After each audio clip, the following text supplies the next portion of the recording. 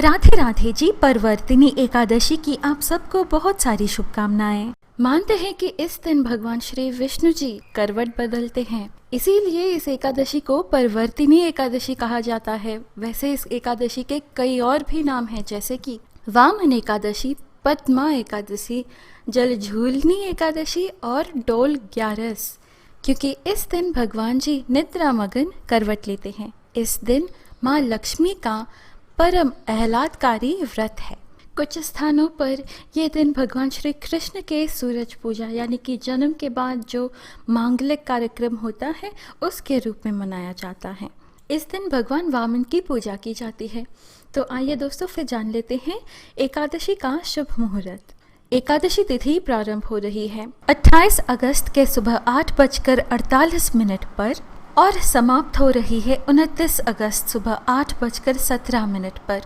उदया तिथि 29 अगस्त को होने के कारण एकादशी का व्रत 29 अगस्त को रखा जाएगा। पारण का मुहूर्त है 30 अगस्त के सुबह 5:58 से लेकर 8:21 तक। जो लोग विधि पूर्वक इस एकादशी का व्रत करते हैं उन्हें सभी पापों से मुक्ति मिल जाती है और सुखमयी जीवन व्यतीत करते हैं। इस दिन भगवान को कमल अर्पित करने से भक्त उनके और अधिक निकट आ जाते हैं। इस दिन व्रत और पूजन करने से ब्रह्मा, विष्णु, महेश सहित तीनों लोकों का पूजन करने का पुण्य प्राप्त होता है। अतः इस एकादशी का व्रत अवश्य करना चाहिए। एकादशी पर दान का विशेष महत्व है। धार्मिक आस्थाओं के आधार पर इस एकादशी के दिन चावल, दही, तांबा और चांदी की वस्तु का दान करना अति शुभ फलदायी होता है। इस दिन सुबह सूर्योदय से पहले उठें और स्नान के बाद भगवान विष्णु और माता लक्ष्मी का पूजन करें। भगवान को स्नान कराएं। फूल, पत्तों और खासकर कमल के फूलों से उनका मंदिर सजाएं। रोली का तिलक लगाकर अक्षत अर्पित करें और मिठाई से भोग लगाएं। विष्णु जी और लक्ष्मी जी की आरती करें। इस दिन रात्रि में भजन कीर्तन करने का विशेष महत्व है। जो यह व्रत पूजा नहीं कर पाता वह केवल इस एकादशी की कथा सुनने मात्र वामन एकादशी व्रत करने का पूरा लाभ उठाता है। तो आइए दोस्तों हम भी सुने इस वामन एकादशी की दिव्य कथा। युधिष्ठिर कहने लगे कि हे भगवान, भाद्रपद शुक्ल एकादशी का क्या नाम है? इसकी विधि तथा इसका महात्म्य कृपा करके कहिए। तब भगवान श्री कृष्ण कहने लगे कि इस पुण्य, स्वर्ग और मोक्ष को देने वाली तथा सब पापों का नाश करने वाली उत्तम वामन एकादशी का महात्म्य मैं तुमसे कहता हूँ, तुम ध्यानपूर्वक सुनो।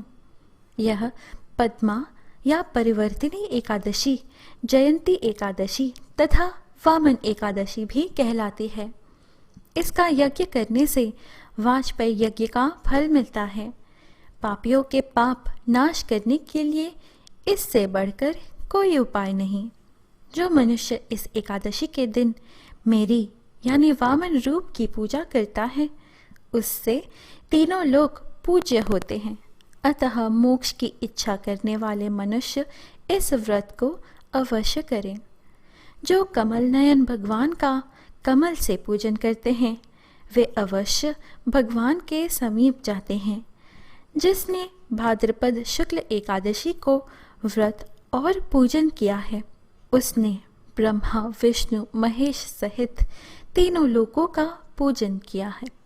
अतः हरिवासर अर्थात एकादशी का व्रत अवश्य करना चाहिए। इस दिन भगवान करवट लेते हैं, इसलिए इसको परिवर्तिनी एकादशी भी कहते हैं। भगवान के वचन सुनकर युधिष्ठिर बोले कि भगवान, मुझे अति संदेह हो रहा है कि आप किस प्रकार सोते और करवट लेते हैं तथा किस तरह राजा बलि को बांधा और वामन रूप रखकर क्या क्या लीलाएं की। चातुर्मास के व्रत की क्या विधि है तथा आपके शयन करने पर मनुष्य का क्या कर्तव्य है, सो आप मुझसे विस्तार से बताइए। श्री कृष्ण कहने लगे कि हे राजन, अब आप सब पापों को नष्ट करने वाली कथा का श्रवण करें। त्रेता युग में बलि नामक एक दैत्य था। वह मेरा परम भक्त था। विविध प्रकार के वेद सूक्तों से मेरा पूजन किया करता था और नित्य ही ब्राह्मणों का पूजन तथा यज्ञ के आयोजन करता था। लेकिन इंद्र से द्वेष के कारण उसने इंद्रलोक तथा सभी देवताओं को जीत लिया। इस कारण सभी देवता एकत्र होकर सोच विचार कर भगवान के पास गए। बृहस्पति सहित इंद्रादिक देवता प्रभु के निकट जाकर और नमस्तक होकर मंत्रों द्वारा भगवान का पूजन और स्तुति करने लगे। अतः मैंने वामन रूप धारण करके 5वां अवतार लिया और फिर अत्यंत तेजस्वी रूप से राजा बलि को जीत लिया। इतनी वार्ता सुनकर राजा युधिष्ठिर बोले कि हे जनार्दन, आपने वामन रूप धारण करके उस महाबली दैत्य को किस प्रकार जीता? श्री कृष्ण कहने लगे, मैंने यानी वामन रूपधारी ब्रह्मचारी ने बलि से 3 पग भूमि की याचना करते हुए कहा, यह मुझको 3 लोक के समान है और हे राजन, यह तुमको अवश्य ही देनी होगी।